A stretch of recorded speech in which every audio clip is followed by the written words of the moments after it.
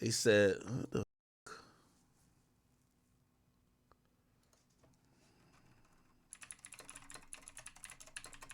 let me find the original article. What the hell?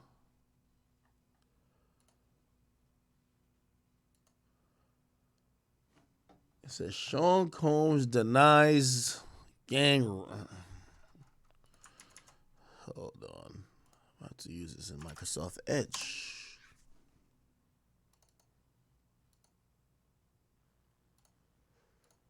Okay.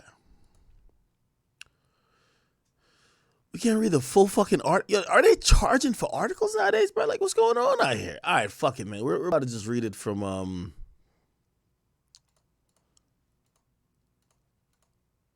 Let's read it from here. Sorry. Okay. Uh, Diddy's denying that he ever gang R-worded a 17-year-old girl at his Manhattan recording studio in 2003, according to court documents obtained by Rolling Stone.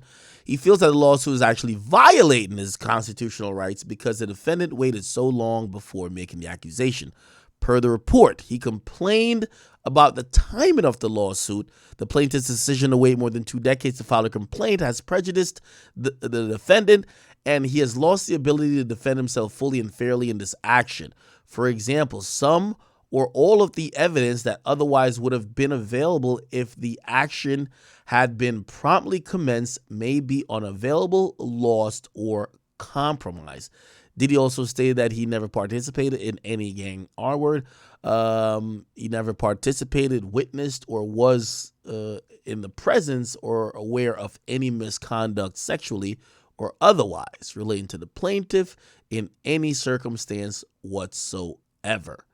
He believes the photo of Jane Doe sitting on his lap is being presented out of context. He's asking that her case be thrown out.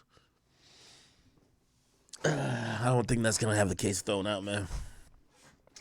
Now, again, Diddy got like he got a hell of a legal team. By the way, let's see. Megan Cunniff. I think Megan Cunniff been tweeting about this, so maybe we could get the full lawsuit here too. Let's see. Okay, yes. So his he filed a motion to dismiss, and it says plaintiff alleges a single cause of action against 5 defendants. So one of the things that Diddy is also trying to do is remove his companies as defendants. So they're suing Sean Combs Enterprise, which that houses a bunch of Diddy's companies underneath that umbrella. But you know, he wants at least the litigation to only focus on him, or just be canceled and not go forward at all. Okay, it says the plaintiff claim fails or falls. Oh, let's zoom in a little bit.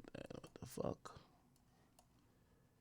Plaintiff claim fails against the corporate defendants for at least 3 reasons. First, in the plaintiff's attempt to hold the corporate defendants liable, plaintiff relies on the language that was added to the VGM in 2022.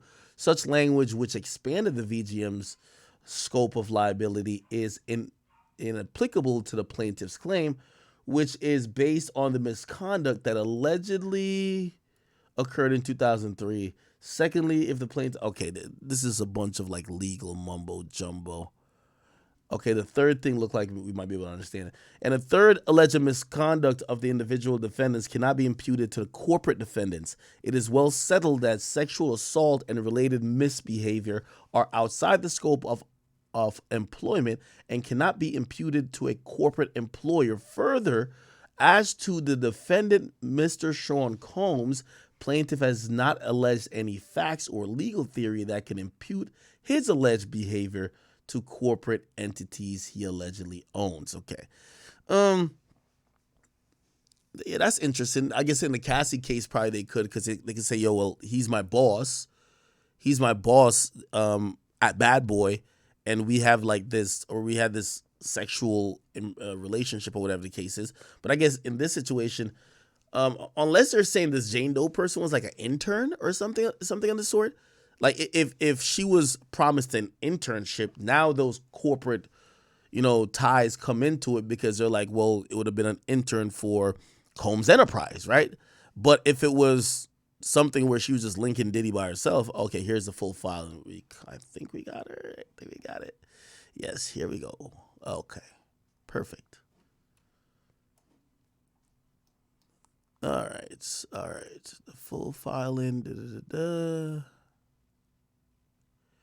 In broad strokes, the complaint alleges that on an unspecified date in 2003, defendant Harv Pierre and another defendant, only identified as the third assailant, befriended the plaintiff at a bar of a unnamed lounge in the greater Detroit area. After befriending the plaintiff, Mr. Pierre allegedly telephoned Mr. Combs, who invited plaintiff to meet him in New York City. A private jet allegedly waited to transport her there. He agreed to the plaintiff agreed to accompany. Okay, all right, bet.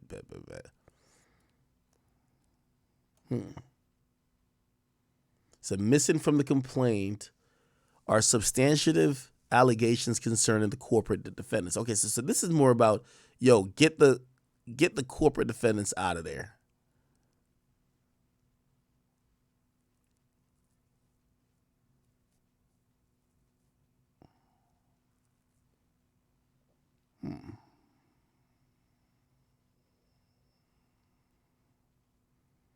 Okay. So this one doesn't have anything about the time. So okay. I mean, again, what I think is gonna happen here is that, obviously, like, whoever this lawyer is that Jane Doe has is probably doing this pro bono.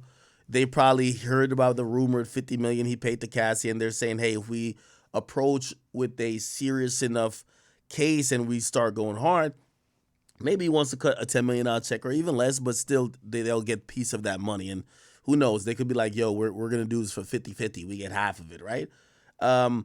Diddy's lawyers, he has like such a dream team of lawyers. I think they're going to continue to hammer all possible motions to try to get this dismissed or even reduced or even just kind of like ruined before it even gets to like any type of trial. And I think he's doing the right thing. Now, here's the thing.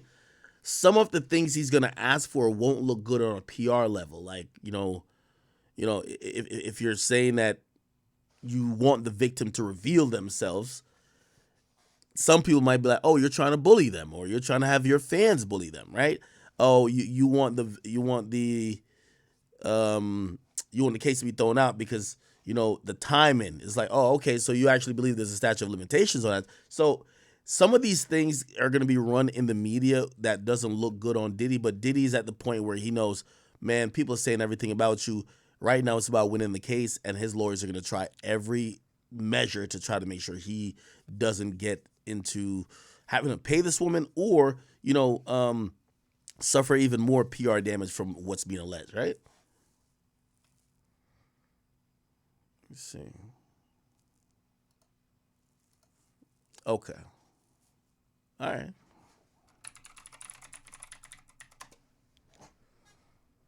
Somebody said J-Lo is silent as fuck. What do you expect her to say, right? What do you expect her to say? Let me see what else.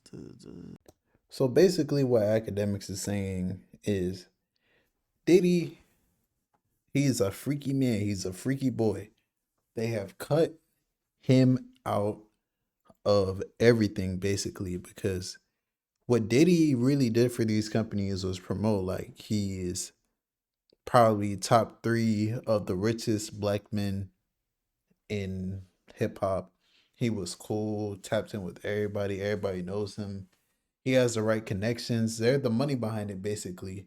Because, Diddy's money and like those massive corporations' money is two different types of money. So they're the money behind it, and he just promotes. And he's probably getting hundreds of millions of dollars a year from it. Just promoting, promoting, promoting. Way more than he'd ever make off music. But now, after the Cassie allegations and all that stuff, man, they don't really need Diddy. Like Diddy can't promote the same way he does. Like Diddy's like done for right now at least. Like I got a genuine question. When do we think Diddy is gonna like make a full on comeback. Like, when is he gonna come back? Like, with the jokes and this is that, or is he done for good? Like, the him and Cassie situation, I feel like it low key like ruined him. Like, it's no more love this, love that.